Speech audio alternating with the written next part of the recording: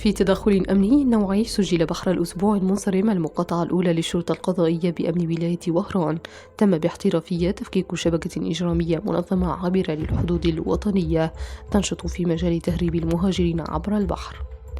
العملية نتج عنها توقيف 4 مشتبه فيه من مدبري هذه الرحلات، أحدهم من جنسية مغربية، مع حجز عدد من المركبات ومبالغ مالية معتبرة بالعملة الوطنية قدرت ب2 مليار و600 مليون سنتيم ومختلف العملات الأجنبية والمغربية، وهذا تحت إشراف نيابة الجمهورية المختصة إقليمياً. التحريات كشفت أيضا عن ملابسات استغلال محل لبيع الأثاث الخشبي يتردد عليه عدد من الأشخاص المشبوهين يتخذونه ملجأ لإيوائهم والتستر على نشاطهم الإجرامي.